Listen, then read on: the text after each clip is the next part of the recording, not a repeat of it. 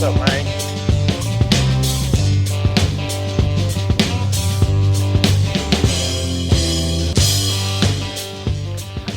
Well, you just heard Jesse say, "What's up, man?" to somebody, and that's because, hey, I love it. Listen, it's okay, man. It's all right. It's all good. The reason that I am in a room solo, feeling like I'm having a conversation just with myself, which is, hey, that's not the worst Friday morning I've ever had, you know. But I'm up where we record. And Jesse is joining by cell phone today, and we do that twofold. If you've followed along, you noticed the episode that we're recording now is probably you're saying, man, I guess these guys quit. No, we haven't quit, but life happens, and we've both had a couple little sicknesses that got in the way, and then schedules, and I think we've had this episode probably planned 3 times, and so we're actually getting that done today. But twofold, Jesse's not here, and so a little different feel today if you hear a little different in the audio. But we're also testing out this technology that we have to, we've got some interviews lined up in the future that we want to do, and some of those can happen in person, but some of them will need to be patching that person in, and so you guys just get to experience that with us. So how you doing there, Jesse Crowe? Who was that you said hello to? Somebody you work with? That is, so I have a little bit of work history from, not her history, but I work at a high school. Right. I'm a maintenance person at a high school. So, right.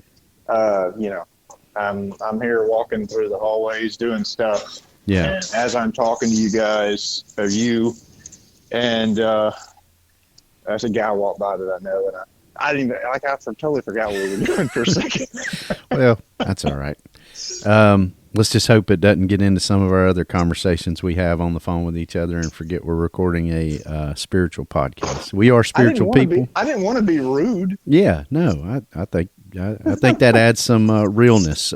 We have said, and you know this to be true, that Saints and Pioneers is very unedited and real and all that stuff in more than one way. So that's right. Trying this new technology out, and before we get started, I'm gonna tell you, and we've talked about this, but something maybe our audience doesn't know about, something we never probably thought we would see, but Jesus Christ was on Jimmy Fallon this week. Yes, now, he was. Not from his, throne in heaven, seated at the right hand of the Father. But if you've listened long enough, you know Jesse and I are fans of The Chosen. Whether you've heard us talk about that here, we probably have almost every episode about like we have John Eldridge. You can definitely tell those two things are pretty influential to us. But if you've had real life conversations with us as a friend, a brother, or sister, heard us at where we serve the church at Southside, we talk The Chosen up, and we'll do it again. If you haven't watched, go watch. Probably realest depiction of Jesus we've ever seen on screen, I think. But Jesus was not on Jimmy Fallon. The actor who plays Jesus on The Chosen was on Jimmy Fallon, Jonathan Roumie. And we've taught this, Jesse, but man, just the way he handles himself on these kind of mainstream, media platforms. I know he's been on The View, and he doesn't do it in an aggravating way, but just always in such a compassionate way how he shares his faith. But I was not prepared for the clip that I sent you the other day of Jonathan Roumie, Jesus from The Chosen. Got his start from his impersonations. We said he did Marlon Brando, Ray Romano, and I forget the other one again. Bob Dylan. Bob Dylan. Yeah, he sings Itsy Bitsy Spider, pulls out the Wayfarers out of his pocket and everything, as Bob Dylan. But do you remember the show he gets his start on, right? Let the folks know here. Celebrity Deathmatch. I used to love that show. Yeah. Yeah, it's so hilarious. For Celebrity Deathmatch, for those that maybe tune into a spiritual podcast and the last thing you expected here was Jesus on Celebrity Deathmatch, That was MTV back in the day, closer to when they used to play music videos.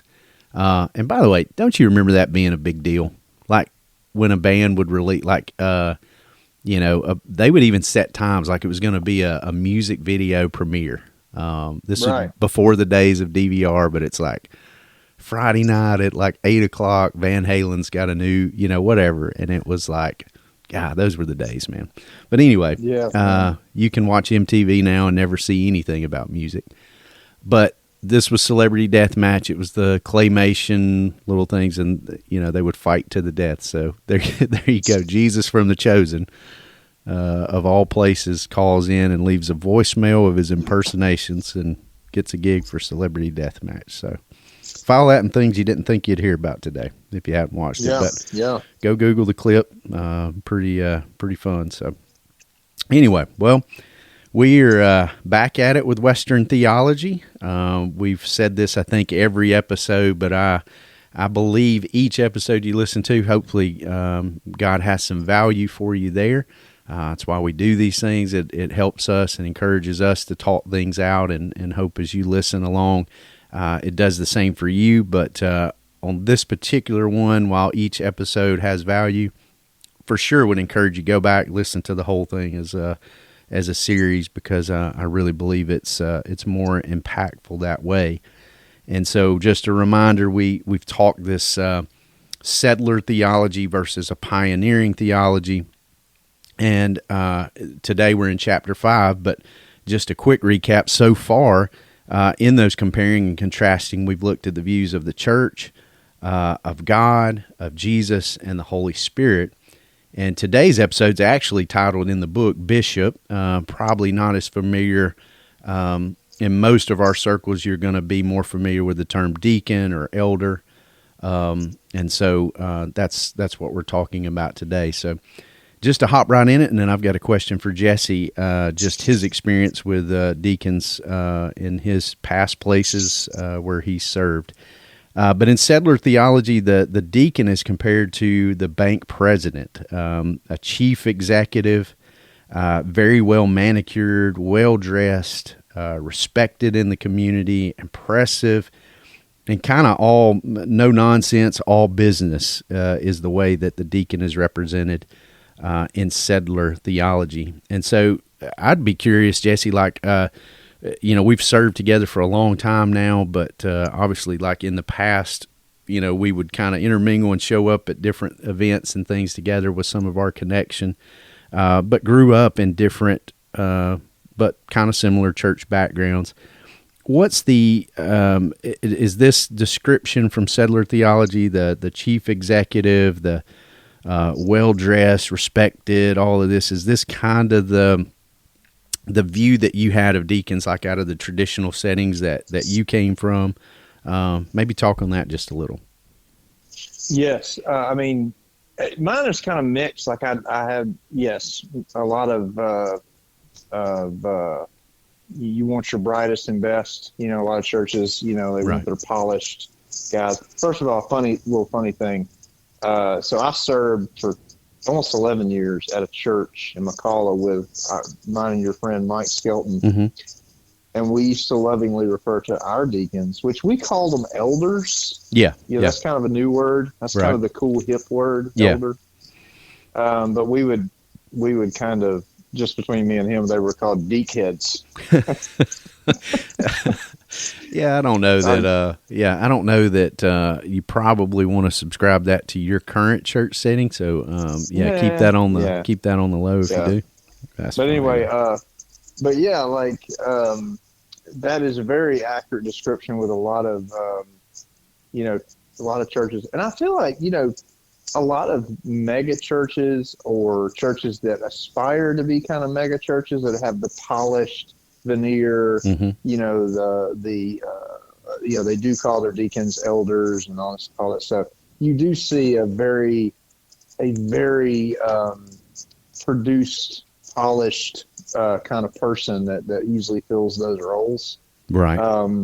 It's the guy that never says a cuss word, mm-hmm. that it seems to have his outer world in order. And not that there's necessarily anything wrong with that, right? Because I do think there's something to be said for people who have some order to their life, that seem to have their outer world together. A lot of times you find really godly people who, God has blessed, and they have, they seem to have, their life seems to be pretty well put together. There's nothing wrong with that. Mm-hmm. But yeah, there definitely is a sense that I've kind of grown up with, that it's like there's a certain type of person, obviously biblically now, if we get into the biblical part of this, there is a certain person that should be sought after to fill these roles. Yeah. But I think the church has made a mistake by simply the outer appearance. And now I have been in church roles where they did pray over, and they, who would fill those roles. But I think there is a certain sense of, let's not choose the guy that's the roofer that's got dirt under his fingernails that don't, that's, let's pick the guy who's, kind of polished and kind of got his crap together. And, I think my experience, that's kind of been the way it is, with churches. There's definitely a mold that you got to fit, to be in, to lead in that way. Yeah. Well, and in case, which and to say this in the traditional sense, like in the biblical sense, in our church now, those are positions of power, right? Yeah. But in the biblical sense, these were servants. Oh yeah. These were people that passed out the food to the poor people. That's these right. were the people that they were the behind the scenes, probably never seen very often. It was from a biblical perspective, it was definitely, I have one funny story I'll share real quick.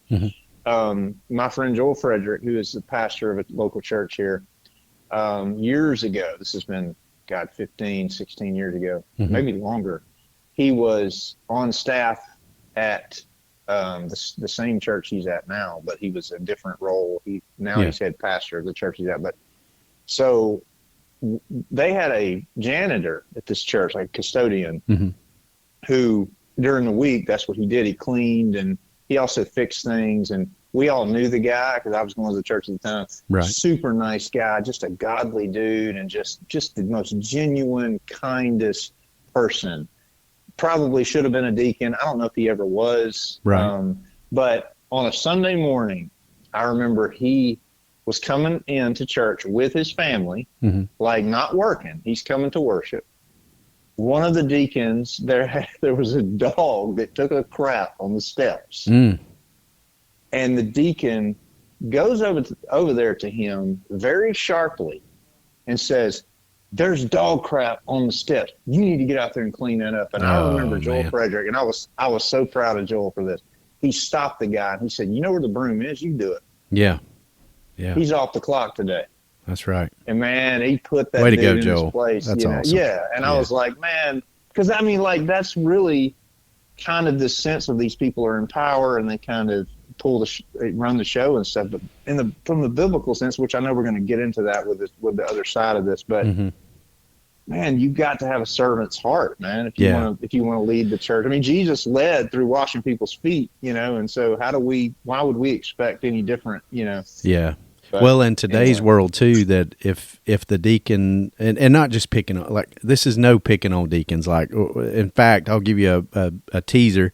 The next time we gather, we're talking about the clergymen, pastors, if you will. So Jesse and I both have that attached to our name, and definitely not your traditional sense of that, but so we'll have plenty to talk about our own shortcomings and everything the next time we gather.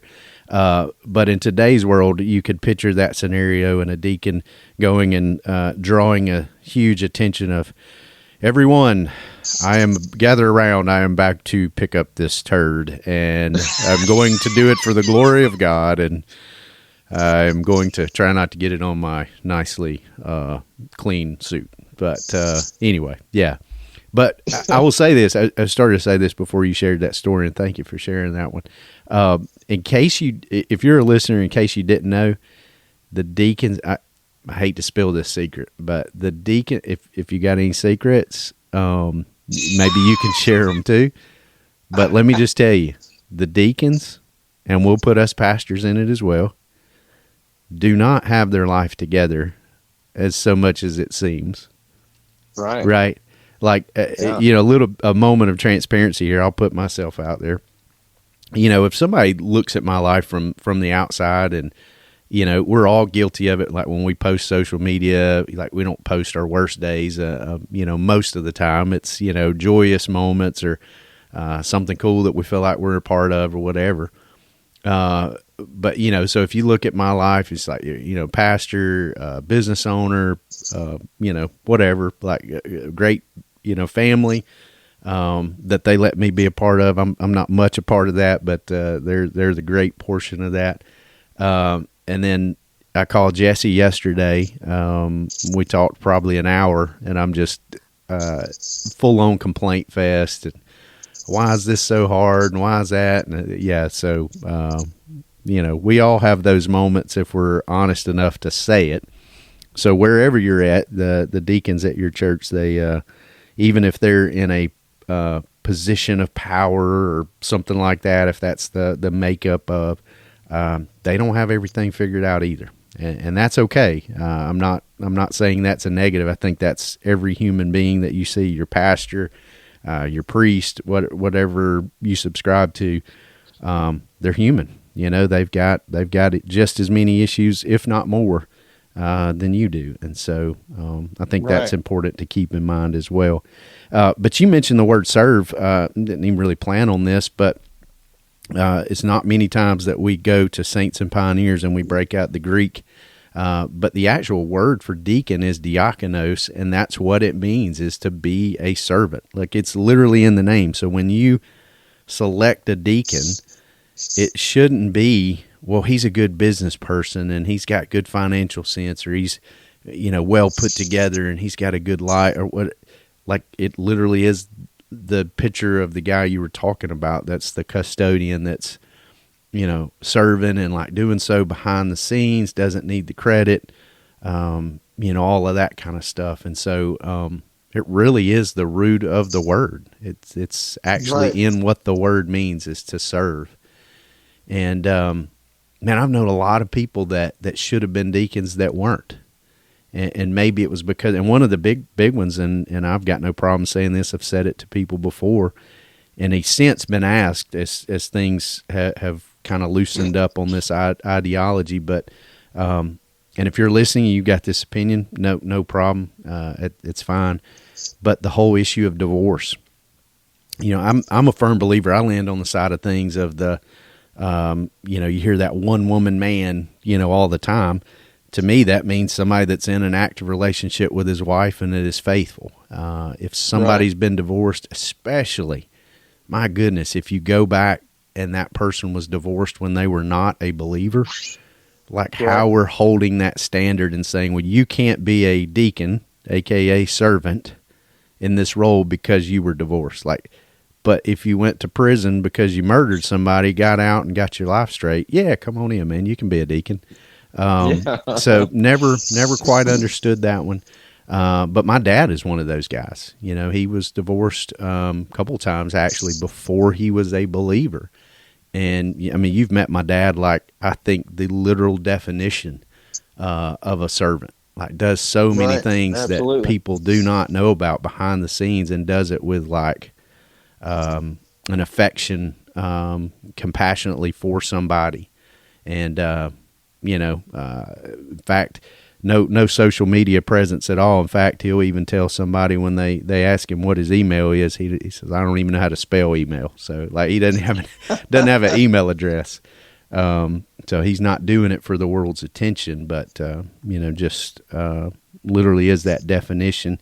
And even more so, later was asked to be a deacon and turned it down because he felt like there are still people that have that problem with divorced people. So it's like, yeah, I think, I could do it, but so again, probably even more proof that's what you're looking for in a deacon. So, Right. so that's the actual word. But back to the bank president illustration, one of the quotes that Wes Seeliger has in his book is saying that the customers, I mean, we can gather who that is. If you go back, the church was even compared to a bank, in a sense, doing God's business. And so the customers would be the members, the parishioners, if you will. It says the customers respect strength. And so there's something about that position of deacon that we've elevated to a point, and quite honestly, we'll talk about it more the next time. We've elevated pastor to too prominent a role as well, in my opinion.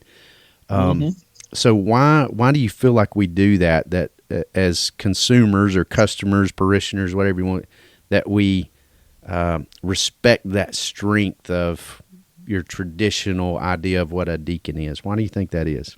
Deacon on a pedestal, if you will, almost. Well, it's here. I think I answer your question with a question. Why in the world do we?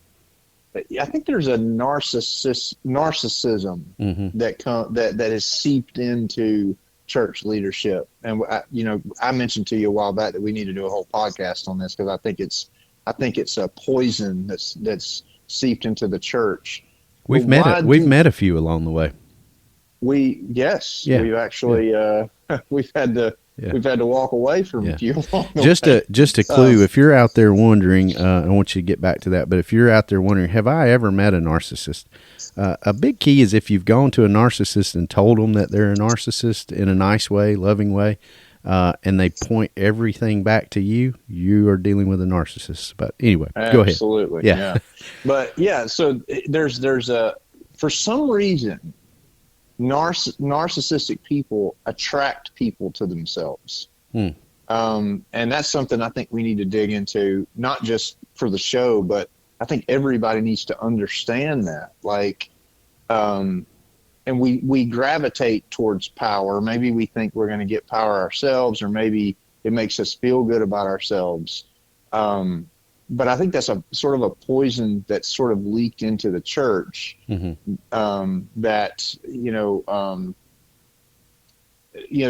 we are strong when we're weak. In the biblical sense, if you look at the text, there's a lot that says about Philippians 2 is the opposite of narcissism, and Jesus was like.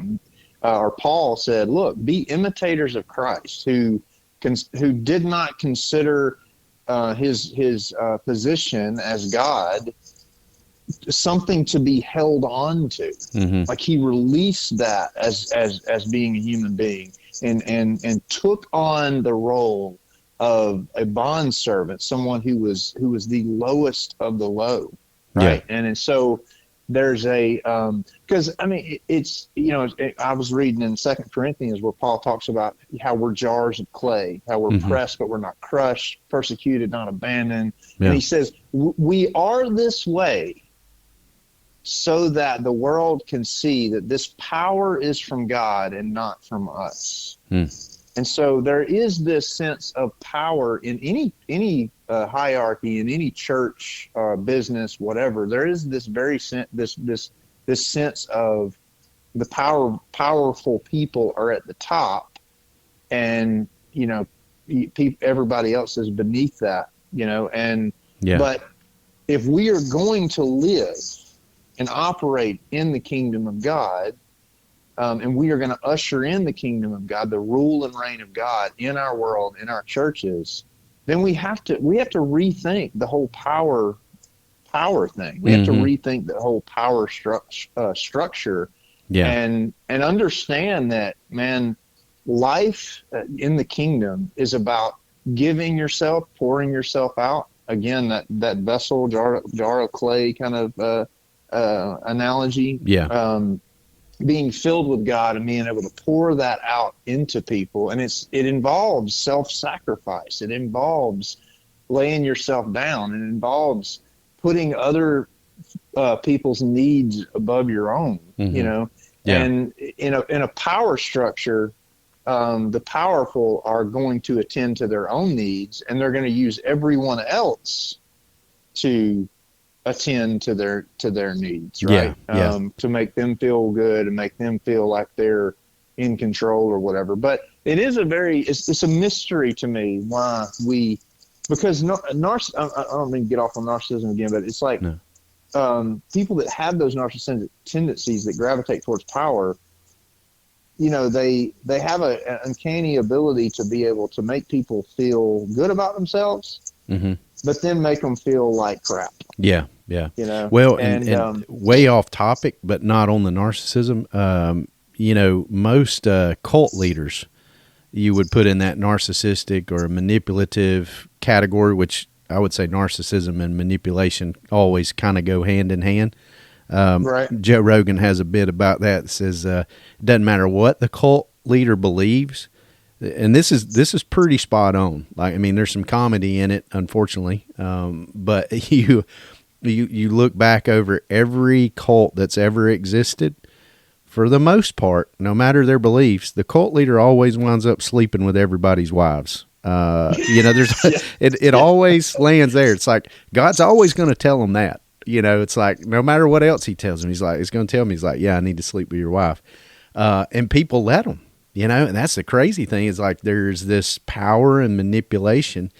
And this is not a far stretch of why I bring up cults. I would say this even carefully, and I'm trying to measure my words here because I don't want anyone to, like, it could happen at our gathering, our church family. There are so many cults that are just your average building with a steeple on top of it. And when I say that, is because people have elevated a deacon, they've elevated a pastor, they've elevated a faith family to where if you listen to them, I mean, all they talk about is brother so-and-so, or they talk about our, church, or got the T-shirt that says their church name and it's all about their church. And man, you could be talking to them for 40 minutes and not hear the name Jesus, at all about what they do. It's really just kind of become this cultic gathering, if you will, of, just recognizing that power and authority and people just putting almost like their trust in man versus, following who Christ is. I mean, I think the whole setup of even church itself, of where we gather in these big groups and we just sit and we listen to normally a man, sometimes a woman's words, ingest those words, and then we leave. That's all that happens. I mean, that's kind of,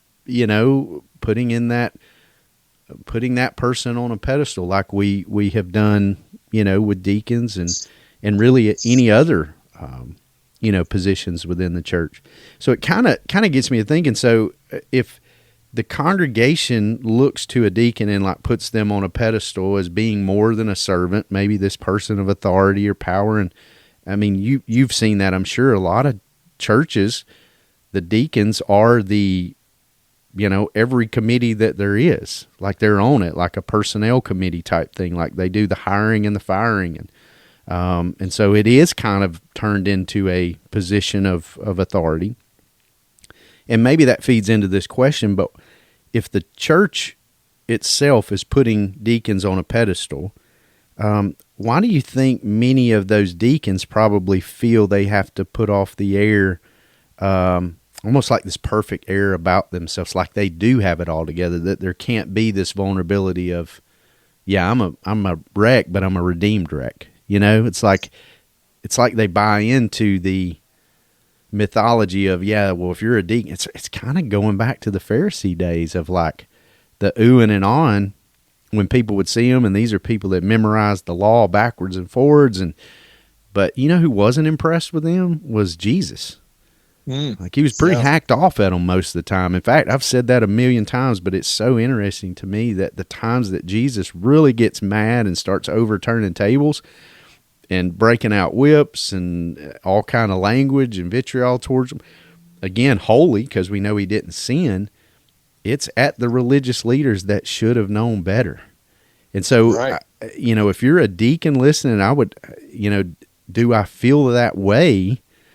Okay, the church people are kind of putting me on a pedestal, but am I liking that pedestal? And why do I put off an air of, yeah, I am better than you commoners over there in the third row at the, 17th Baptist Church down the road? Like, why do you feel like they feed into that, maybe some of them? And I know you and I have both met great deacons. Like, I've got many I could name by name. But why do they put that air of having to be almost perfect in a sense, do you think? Well, I think there's a lot of reasons. I think, there's this sense of, it's a sense of identity. Like if I admit that I'm a person with struggle, if I admit that I am a person, if I'm vulnerable, because in the kingdom of God, vulnerability will always precede strength. Mm-hmm. I mean, that's a biblical thing, and, we're made, it's in our weaknesses that we're made strong, Yeah. But I think there's this sense of identity, like, I am viewed as this person who is in charge of these things, and I have it together, and I should, I think there's a pressure that people put on themselves to keep that up, right? Mm-hmm. To maintain that. And I do think, which we've already covered this, for some people, there is a sense of power and trying to be, trying to wield that or whatever in maybe an improper way or an unhelpful way or whatever. But I do also think for people who are not necessarily minded with that, somebody comes to them. I mean, think about it for a second. The average guy who got a couple of kids and a wife, and he works a job, and he's trying to walk with God, and maybe he has some struggles, but he doesn't have men that he can talk to about it, but he looks good on the outside. Pastor and other deacons come to him and say, look, man, we like you. You've been going here for a while. We want you to be a deacon. Mm-hmm. Think about this man probably already has the pressure of, I can't let my struggles come out. I can't talk to my wife about what I'm struggling with. Mm-hmm. And I don't really have men in my life that I can talk to about these struggles. And now the veneer that I have put up has got me attention to fill this role. Mm. Now there's even more pressure to not admit that I struggled, not admit that. And they'll say, well, I'm a sinner. Everybody's a sinner. It's this general, it's very vague, like, oh, well, everybody's a sinner. Mm-hmm. And it's like, but to actually be the kind of person, be the kind of man that you bring people into those struggles and say, look, I need someone to walk with me, someone to pray with me. Mm-hmm. I think there's not a safety in a lot of church culture for someone who's in a position of power or position of, that kind of position, not necessarily power, but like as a deacon or whatever. There's not a safe environment for them to say, look, man, I don't have it together, man. Like, I don't. Such a great point. Well, and you've been in those meetings before where you've probably seen somebody confess something and they realize right away they were in the wrong company to do that. I've seen it. Oh, absolutely. And then they're over there like Will Ferrell on the couch in Old School's like, I thought we were in the trust tree. Were we not? Yeah. Like, well, I thought this was a safe place. The counselors are like, it's okay. Go ahead. Yeah. I don't know where I was going with that, but anyway. Well, I will give you a personal story. Yeah. And I don't really care if whoever hears this or whatever, but I was just no names. Be vague. Right. Yeah. I was in a position of leadership at a church, mm-hmm. and we were having a leadership meeting, and somehow the meeting, and it was just men, the leaders of the church, and somehow the meeting kind of got into struggle. Mm-hmm. Like there was a couple of us, I was one of them, that would always kind of lead those conversations like, guys, I'm just not doing good. Like, I'm struggling. Yeah. And I was going through this phase in my life where I had this weird deal where I started kind of doubting, mm-hmm. like the faith deal and the whole, just basic truths of the Christian faith. Like, the death and the resurrection of Jesus, Mm-hmm. and some of the miraculous things that it talks about in the Bible and stuff. And I had been, listening to people and reading people, and probably talking through some of those things with the wrong people. Mm-hmm. And it was kind of playing on my mind, and I was in that environment, and we were coming up on Easter, and we were about to plan our Easter. We always had a big Easter service. We did this outdoor thing at a park, and we'd do a baptism, and it was always this big deal. Sunrise service.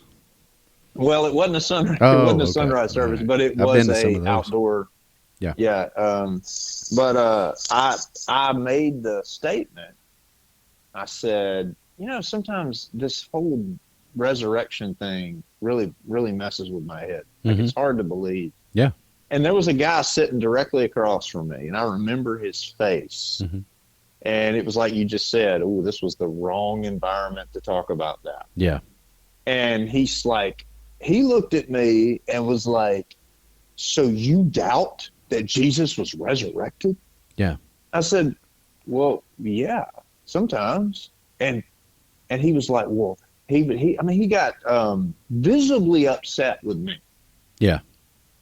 And so I tried to talk it through with him, but he was so flustered that I had made this confession. And I said, well, people in the Bible doubt it. And he shook his head like, what? Like, who? Yeah. like I want to talk to these people. Had that most sound like, he had it sound like Lil Johnny said, what? Yeah, what? Okay. But this mug got pissed off at me because I just confessed something, not, hey, well, man, let's pray about that. Let's talk.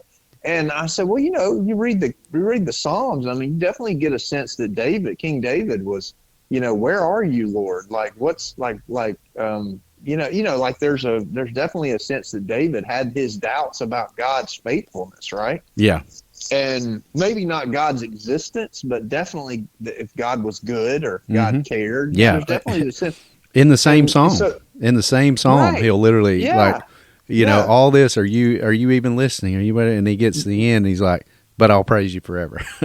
Right. You know? Yeah. Well, this guy got really pissed off at me, and I was like, and I say that to point this out. This is what's so devastating about that reaction, is because I knew, at least with that one dude, I can never be honest with him again. Mm-hmm. Yeah. Like, that's it. Like, that's it. Like, I can't be honest with that guy. Like, I take him off the list of people that you can be truthful around. Right. Yeah. And so you think about how, there's a lot of people out there who are super rigid. Like, if you're going to be in a position of power, you should never doubt. He told me, he said, you are a leader at this church. How could you say that? Yeah. And I'm sitting there, and I was a younger believer back then. And so I'm sitting there just kind of looking around like, well, shit, man. Like, what? Yeah, probably rocked you. Making you doubt even did. more, Absolutely. Like, I went home that day going, maybe I don't need to be a leader anymore. Yeah. Maybe I need to step away. I can tell, and this because we've talked about it at lengths and will again. My name is Keith, and I'm a pastor of the church at Southside. I am co-hosting a podcast right now about our faith and beliefs and everything, and I doubt all the time. Like, it creeps in, and I don't think there's anything wrong with that, because we do have to have faith. I mean, that's just plain and simple. We feel that we can commune with Jesus in our heart, in our mind, our spirit, however you want to say that. His word still speaks, obviously, worship song, all this stuff. I mean, are ways that we feel like God communicates with his children. But at the same time, brother, you got to have faith that is what you're really experiencing. And so there are doubts. I can tell you this, buddy, you have something like I went through last year with my sickness and everything. And you don't think your faith's not called into question when there's starting to throw out the possibility of life and death stuff. Like, man, have I really put all my chips in on the right table? And I would even go further than that, than just some, redneck like me. The literal disciples.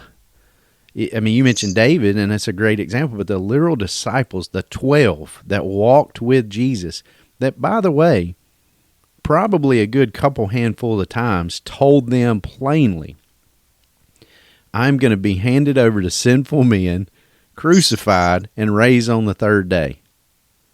And when it happens, and all that, Peter denies, Thomas, like, I won't believe till I put my hands, in the nail scarred hands and all this in his side. Like, when the ladies come and tell the disciples, I mean, Peter and John, which John said he was faster, runs off to the tomb, like, in disbelief, like, can it be? Like, they doubted until they saw him. Right. I mean, so, like, the literal people that walked with him. And so if anyone's out there told you, the listener, because of your doubts, you're this or that, let me just tell you, if you have doubts, you're in good company. That's completely normal. But what we do is we settle back in. Hey, Jesus, like, remind me that you're here. Remind me that you're real. You've shown me in this way. You were there for me in this. And you've got to go back and just constantly preach the gospel to yourselves, because there's a part of it that the old saying that we have, in our world is, if it's too good to be true, that creeps into our mind of like, well, maybe it is too good to be true. And there's nothing wrong with going back to that part. Right. But getting back to this, it says too that the bank president is, and this is a quote from the book, he's a busy man. He protects the money, supervises the tellers, the other workers in the bank, presides over the executive board, pacifies customers, and most importantly, opens new accounts. So if you think about it in that, this huge responsibility that's put on somebody that really, if you look at the scriptural definition, was waiting on tables and taking care of widows. Was the original job description. In fact, and I definitely cannot get in and wouldn't get into names, but I'm sitting in a office where we record typically together that I was sitting in one day years and years ago, and a church I was not connected with at the time, a deacon comes to me and tells me that, and this was Jesse, I promise this was the actual wording, we're going to run off. And they were talking about a pastor. And I looked him dead in the eyes and I said, this was a deacon body, that he was a part of. I said, you ought to be busy, so busy waiting tables and serving people that you don't have time to make decisions like this. Right. And it was smelling salt of like, how dare I? Like, I mean, it was not a good meeting. But, I mean, I stand on what I said. There was ways that got addressed later I probably could have handled better, and no need to get into that. But, you learn from those things. And I tell you, I think you and I have learned from those. We don't always get things right. In fact, I know that even as a pastor in the way we're doing things now, and, again, no names necessary, that I'm a villain in some people's story because of ruffled feathers or didn't get their way or whatever. And the ironic part, that in some of those cases, it's the, your age old, like, well, dictator, or you get your way all the time. And this, like our setup, because of, we're so believing in that these earthly positions have way too much power. And we'll get into more of this on the pastor thing the next time we talk. But it goes with deacons as well. You and I lead in a group that is, we just call a leadership team. We don't have deacons or elders, which we really do. We just don't call them that. And this is a team made up of men and women, which I would even say this here, to me, and whether you call it a deacon, you do any of that stuff, that's for you to decide how your beliefs are on that. But to me, if you're not including women in leadership roles, you're missing out on some people that were just as much created in the image of God as a man is, okay? Right. This fathering, mothering aspect, I've got my own views on pastor with that. get into that for another day, another time. But we find it invaluable for our ladies to be involved in leadership, because how many times, Jesse, have you talked with Caroline on something that you guys have going on, and she gives you that perspective because your brain doesn't work the way that hers does? You're like, oh, man, this really makes sense. Of something you never would have thought. Like, I do that all the time with Jamie. Right. It's like, that's why we are a team. God gives us insight into that. God brings us to a place of like this working together. It's like, why would he bring this family together as a church family and not have women involved on that? But that's what we do. We sit at a table, whether that be from a text side of things and a text message, or a literal table, and everybody's got one vote at the table. And right. And you've been in it. Like we try to pray and like press pause on things, and like, hey, here's an issue that's going on. We had one the other day about the building situation, and we said, here's a deal that we're going to do, on this building, but let's don't even vote on it right now. Let's everybody leave here, pray, and we'll get back together, because we've just learned that if we jump the gun and we start having these positions of authority and start doing these dictator moves, or this manipulative or narcissistic, any of the things we've talked about, we're going to miss what God has for us. Right. And right. So it's not that way, unfortunately. But what we are seeing, I wanted to mention this to you, is a trend. And it's no wonder, because of the pressure that's put on people to be perfect, the pressure of people to always be present. I've been at places that if you're a deacon, like you better be there Sunday morning, Sunday night, Wednesday, all of the things, special events. Like if you miss, where were you? It was kind of the attitude that you get. And so with all that pressure to perform and be perfect and all this, more and more people are quitting the role of deacons, elders, leaders, whatever they're called in your church. They're either quitting those positions from burnout, or they're simply just not taking them because they know the pressure and the requirements. It's just like Jesus having that conversation with the Pharisees of like, you put so much on people that you can't even do yourself. Right. Like I go back to that one where you confess to the guy. I just about bet. I don't know a single believer. I feel like I've even read stuff about Billy Graham having doubts.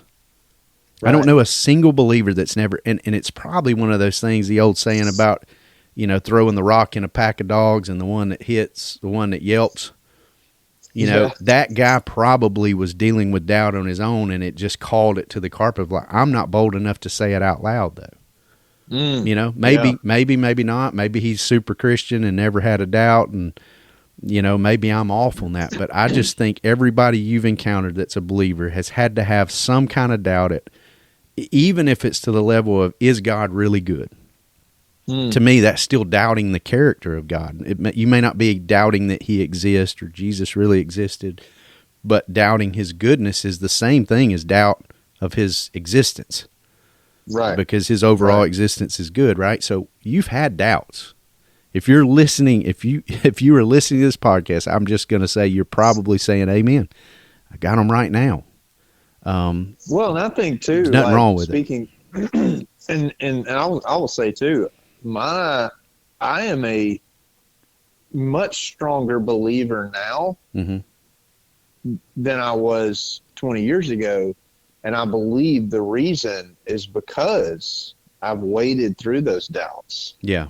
And I think doubt is I think it leads you to a deeper faith. I think it can lead you away from faith, certainly. Right.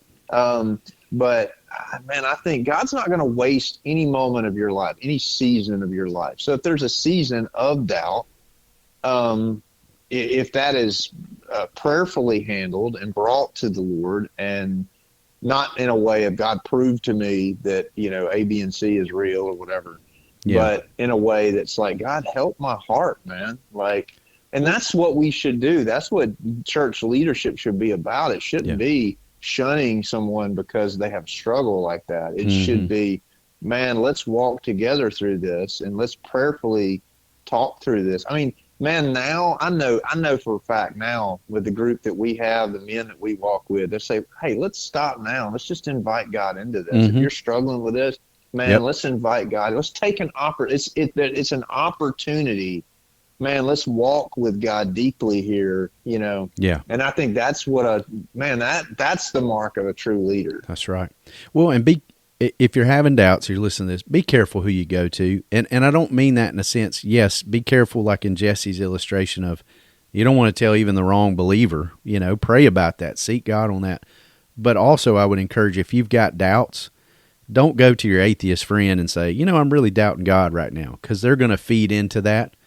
Go to a trusted brother or sister that you can be honest with. Like I called, you, Jesse. You know where all the bodies are buried in my life. I mean, you know the secrets, right?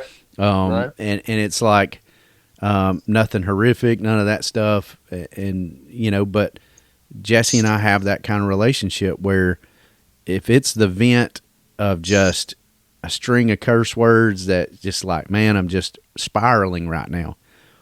The next time I call him, he's not going to be like, you really need to get your stuff together. Like, it's always met with biblical counsel, oftentimes prayer, like on the spot, or a word of wisdom, or, hey, consider this, or sending a song, hey, listen to this, a text later of, hey, I'm praying for you. Get you a friend like that. And if you don't have that for the time being, if you're listening to this and you're really struggling with doubt, shoot us a message on social media. Let us, offer some insight into that. We'll be glad to do that as well.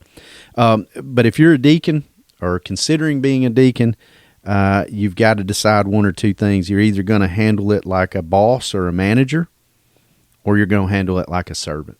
And the literal word servant is what a deacon is, and so I'd encourage you on that.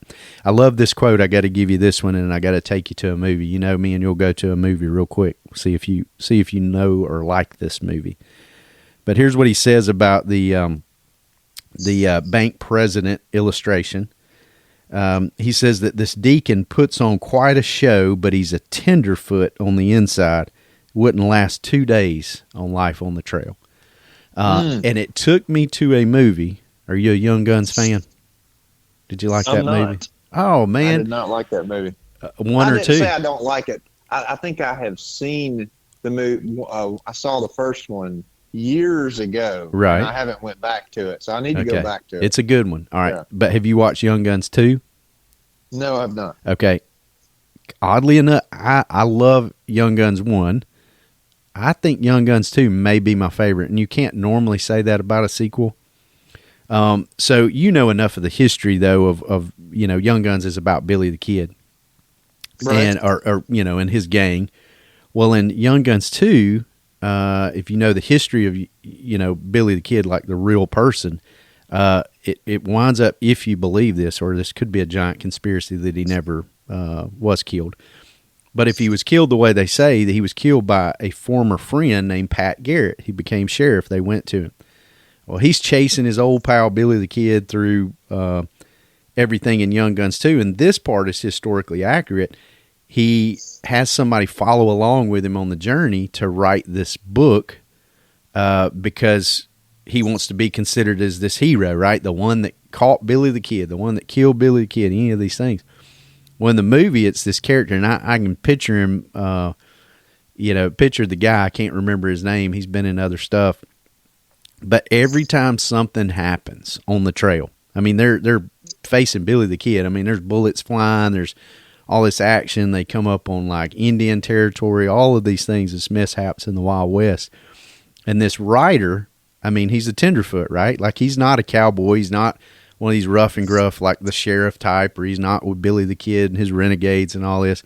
Every time something happens, he has this, he's like, all right, everybody, he's like, stop. And he's like, I got to have a movement. And he's talking about like he's got to go to the bathroom. And so they mock him the whole time until one thing, it really gets serious. And even the tough guys, he kind of mocks him in that moment. He says, I think I just had a movement. But that was the idea I get of this tenderfoot. It's like, yeah, you put on this big show and you act like everything's together, but when stuff really hits the fan and it calls for a life on the trail, like, hey, boot to dirt. We got a hill to climb. It's like it's a tenderfoot because it's all a facade. Like you've put on this outward expression of, yeah, I've got everything together, but you're also not a confidant enough for somebody to tell you, like, hey, I'm doubting, without judging them or without being religious or any of those things. And again, you and I have met some wonderful deacons. I have met some people, at my home church, other churches that I've served, that are the literal definition of a deacon. Like, they take care of people when they're given names or families, they minister to them, all of this stuff. And then I've seen the others, unfortunately, where it's like they're just taking it for the title, serving is last on their thing. And if it came down to a real spiritual battle, quite honestly, it may not be somebody that you would want, on your side. And so if you're considering that, been asked to be a deacon, I just say, which one are you going to be? Are you going to be that boss, the manager, the position of authority? Or are you literally looking at it to be like Jesus and say, he armed himself with a basin and towel? It's my job to wash the feet of the people that he puts. If they give you a list of families, how can I serve those families? That's what he's called you to do.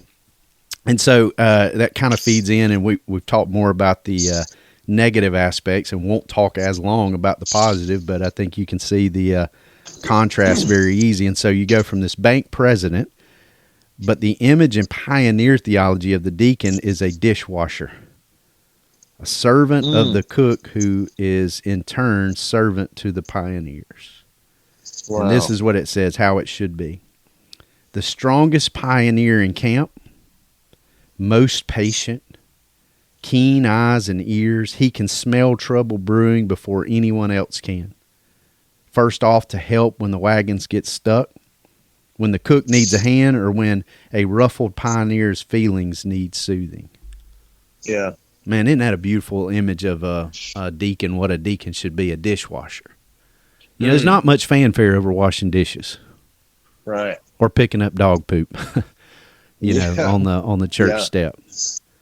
But that's really, we're all called to that. Like, there ought to be that characteristic of deacon, whether you hold the title or not. Like, if you're called into salvation, you are called to serve. You're not called to just sit there, right? Right.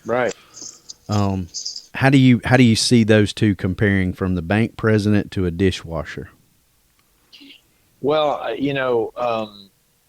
again, I think it comes back to identity, right? Because if you are in any role in your life, whether it's a job or whether it's, role as a husband or anybody, I think there are basically two types of people. I think there are people that are trying to extract from people around them. They're trying to extract affirmation. They're trying to extract, some sort of sense of value from around them, right? Yeah. They're trying to withdraw from the world around them their sense of self-worth, right? Those people are always going to try and get the highest position. They're always going to try and get the highest seat at the table because they need that position. They need that place to be able to extract from the world around them, right? Then you have people like what he's saying here, the dishwasher in pioneer theology. These are the people who are confident in who they are. They already have the affirmation, the sense of worth from Jesus. So those people are not extracting from people around them. Those people are pouring themselves out to people around them. That's a great point. Because if we are, 2 Corinthians, if we are vessels, what do you do with a vessel? You pour it out, man. Yeah. That's what it's for. It's for holding liquid for a certain time, or holding something for a certain time until it's needed and it's poured out. Yeah. So if you are getting from God your sense of worth, your sense of value, your sense of affirmation, if you are getting that from God, God is pouring that into the vessel that is your life, and you are pouring that out into people around you, and not in a way that says, in ways that they may never know that it's you. Mm-hmm. Like coming in early to a church service or whatever, and preparing a space, praying over a seat that someone's going to sit in. Yeah. Cleaning a space so that somebody doesn't have to do it when they get there. All these little things that servant leaders, we'll Mm-hmm. call them, which I've heard them call that before. Like, Yeah. that's what they do, right? Because they're not showing up early doing something saying, hey, look at what I'm doing. They're doing it because they're filled up by the God that they know loves them.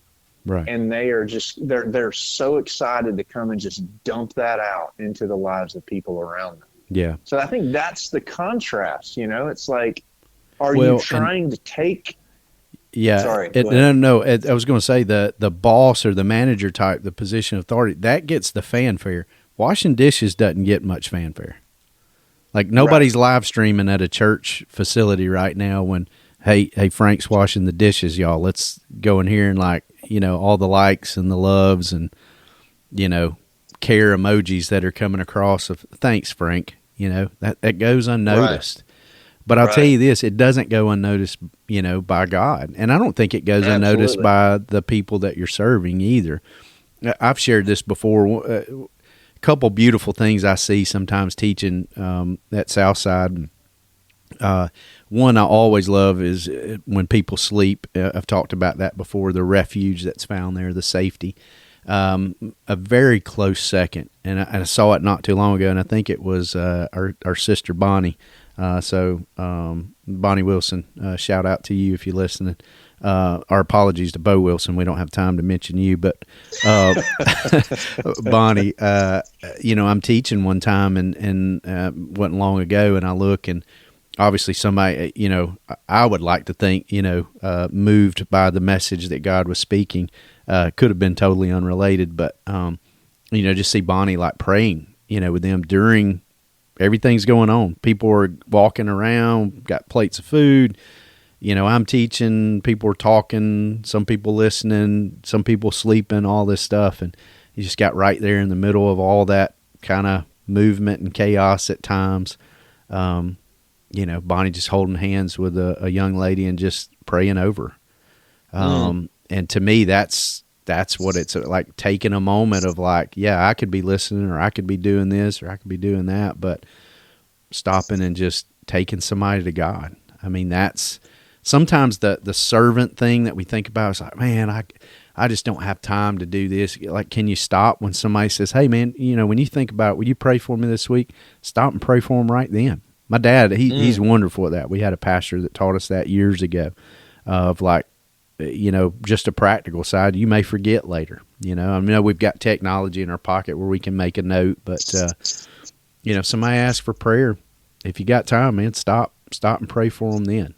With them, let them know, hey, yeah, I got you, and I'll keep doing it, when we leave this place. But, I got two quotes I wanted to finish this out on, I think are pretty awesome on the dishwasher.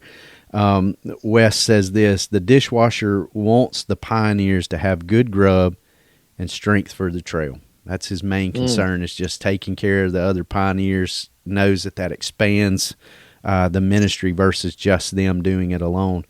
But this is my favorite image of the whole thing, because it has the tendency, when you start thinking about serving, and you're talking about especially a man in this position, you think, well, this just always serving, always loving, always compassionate, and yes, those are qualities of Jesus, but Jesus also was a grown, strong enough man that he overturned mighty wood tables.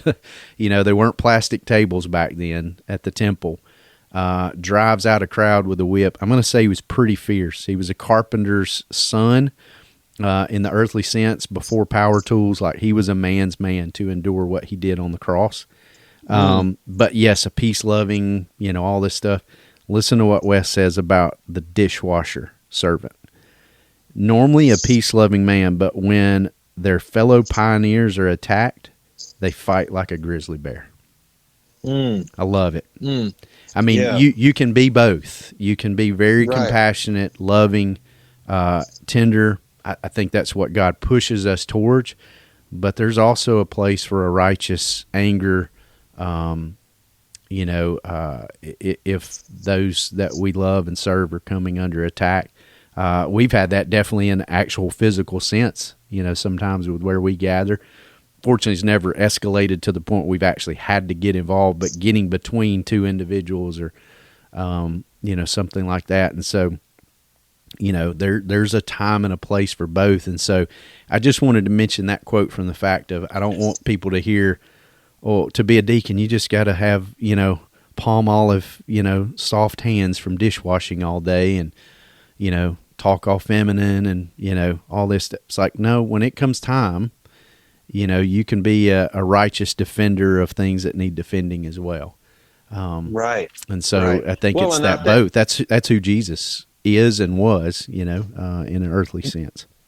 Well, and you mentioned the scene of Jesus flipping over the tables. Mm-hmm. Jesus did that. Jesus didn't do it just because it pissed him off. Yeah. It did, but that was not Jesus responded in that way in the service of love for others. Yeah. Yeah. And that is huge. Like we don't just get, blow our top with people because of an injustice or whatever. Like godly people will almost always react fiercely mm-hmm. in the service of love for others. And that's what church leadership is really comes down to in a lot of ways, especially in this servant role. It's like,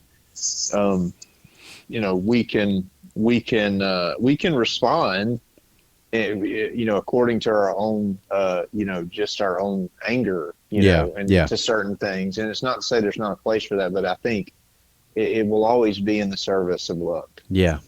Well, and we don't get to use ourselves as a good example. A lot of times, normally we paint ourselves in the bad example, but I can think of one that came to mind, and it involved picking up some Fruit Loops. If you remember that story, we won't share that part. But we had a guy, and it's where we currently serve. It was years ago, just dressing down his woman that he was with. And Jesse and I both at the same time hear it, and it's like, yeah, we're out there loving on folks and, telling them that Jesus is here to save, and firmly believe all that, he's here and, he's available. And then we hear this guy, and he's, really yelling at this, defenseless woman, especially in, the state she was in. And Jesse and I both ran over and was like, nope, not happening here. And it was like, you need to apologize. And he starts looking at me and you, I'm sorry. And you and I both at the same time was like, not to us. You need to apologize to her. It's like, we don't, that doesn't happen here. And so that's kind of the mentality you have. It's like, yeah, we're washing feet. We're dishwashers, all that stuff that we're trying to be. And we don't get that right all the time, but that's our hope. That's our aim. But at the same time, if one of ours is, and I say ours, you know what I mean, that we're being put in a position of leadership with, not over, but with, see somebody being, in this case, like almost physically attacked, not on our watch, that's what he calls us to, and so. Right. I think a couple things stick out for me. Again, if you're considering these roles, are one of these roles, boss or manager or servant. That's your only two options. I don't think there's room for the middle. I think you've got to be a servant at heart, and then, defend when defending needs to happen. And then also, I think I just keep going back in my head to close with that. If you're doubting, I think that's okay. I think that puts you in good company. And reach out to somebody somebody that you trust, and offer it again. If you don't have that luxury, reach out to Jesse or I on social media.